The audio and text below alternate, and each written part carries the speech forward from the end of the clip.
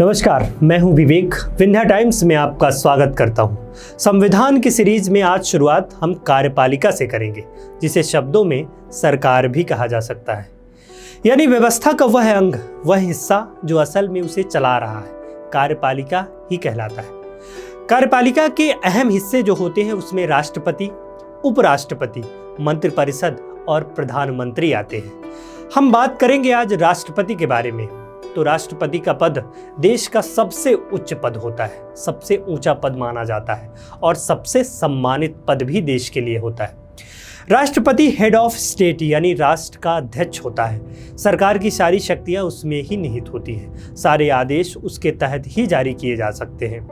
जो राष्ट्रपति के रूप में अंतर्गत जो अधिकारी काम करते हैं उसमें शासन के आधार पर शासन वो करते हैं।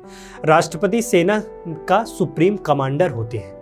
आपको बताएं, राष्ट्रपति ही प्रधानमंत्री और केंद्रीय मंत्रिपरिषद की नियुक्ति करते हैं। जो केंद्रीय मंत्रिपरिषद या मंत्रिमंडल हम देखते हैं, केंद्रीय मंत्रियों को जो देखते हैं, उनकी नियुक्ति और यहाँ तक कि प्रधानमंत्री की नियुक्ति राष्ट्रपति के द्वारा ही होती है। संसद का सत्र राष्ट्रपति के आदेश से ही बुलाया जाता है। कार्यकाल पूरा होने के बाद या किसी भी पार्टी का यदि सदन में बहुमत नहीं है तो लोकसभा को भंग करने का आदेश राष्ट्रपति ही जारी करते हैं। संसद के में कोई विधेयक पास होता है तो वो राष्ट्रपति के ही अनुमति से होता है। राष्ट्रपति के आदेश के बाद ही कोई विधेयक कानून बन पाता है। और तो और कुछ विधेयक ऐसे भी हैं जो राष्ट्रपति की मंजूरी के बिना संसद में पेश ही नहीं हो सकते हैं।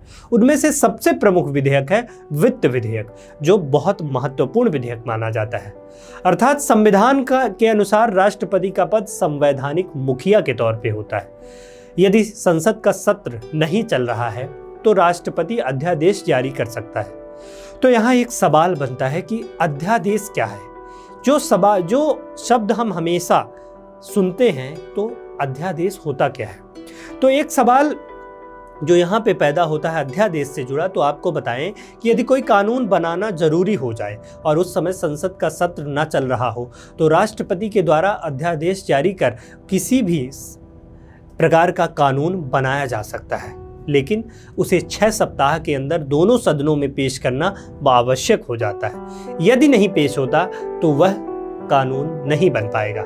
हालांकि आपको बताएं कि सुप्रीम कोर्ट यह स्पष्ट कर चुका है कि अध्यादेश एक अस्थायी प्रावधान है। तय समय सीमा पर अध्यादेश को संसद में पेश करना बहुत जरूरी होता है।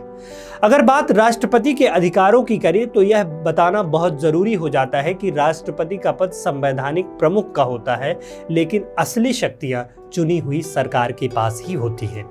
और यह अनुच्छेद 74 कहता है कि राष्ट्रपति मंत्रिपरिषद की सलाह के मुताबिक ही काम करते हैं।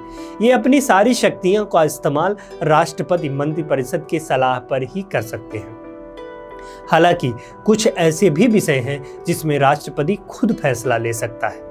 इन सभी विषयों के बारे में और राष्ट्रपति की तमाम शक्तियों के बारे में जो हम सुनते हैं, फांसी का अधिकार, फांसी में छूट का अधिकार, तमाम तरह की शक्तियों के अधिकार हम आगे आने वाले भाग में करेंगे। तब तक के लिए बहुत बहुत धन्यवाद।